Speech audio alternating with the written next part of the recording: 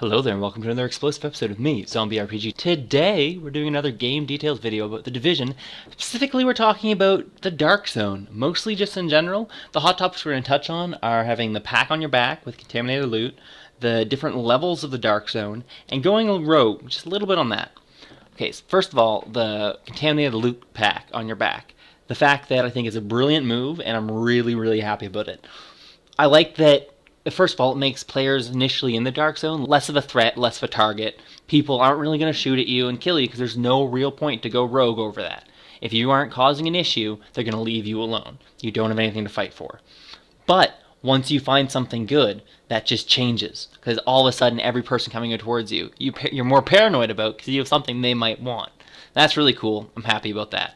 Another cool thing is possibly if you're in a team and you're the only one that picks up the contaminated loot and you have your two friends scout ahead and they kind of are like the forward party and they don't have contaminated loot, so people aren't even worried about them and they can kind of let you hide while other people go by and all that stuff. I'm interested to see if that ever happens in the really deep levels of the Darkzone. If it almost becomes if you're playing with your buddies, I'll go in and I'll get the loot for my guy this time and the next time we'll play with you, or maybe it's two guys have the loot and one dude runs ahead and he sacrifices the loot he's gonna get, but in turn he helps he helps lead his buddies through by playing off their threat level and their value for even being attacked. You just see a dude with the loot, you're like, there's no point. Might go the other way, might leave if he's hanging around an area.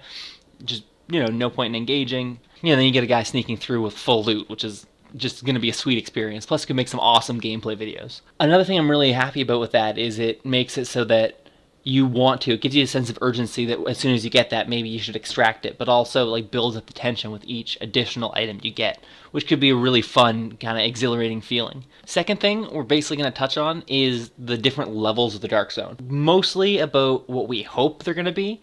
They're only accessible to a certain level, and I'm really hoping that some of these higher level places, it's not just static. It's not like this area is 15 to 18 and this area is the whatever. I hope that it's this specific building or this specific sewer or this, certain area is one of these zones.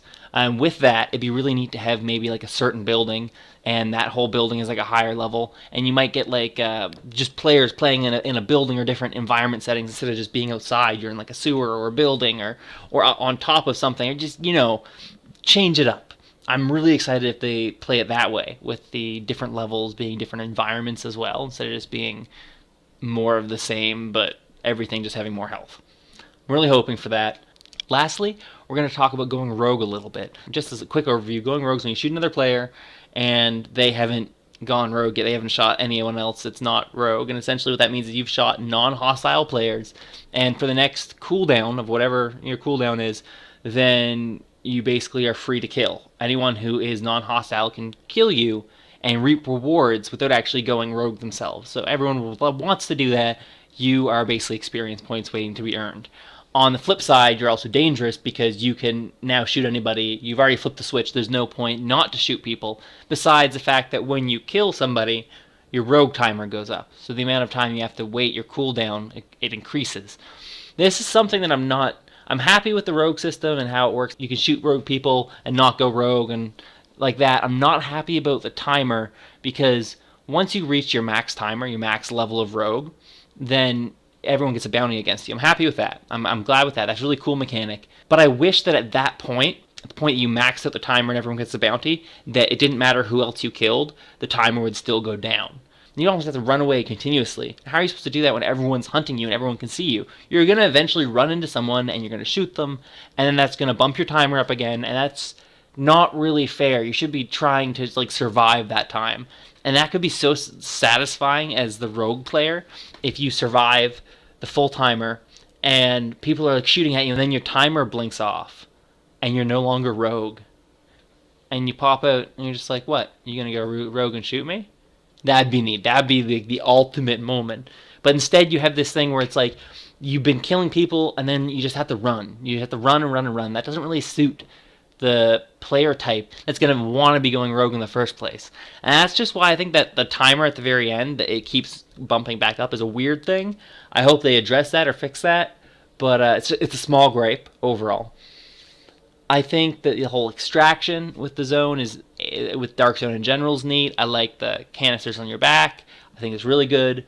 I really like the rogue system overall. It's just that the small gripe I had with it, with the timer bumping back up over and over again once you've maxed it. And I have a lot of hope. I have a lot of hope for what the different Darkzone levels offer.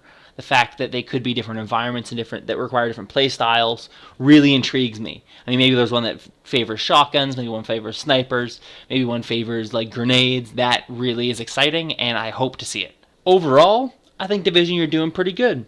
There's some things I'm worried about, but keep it up. And until next time.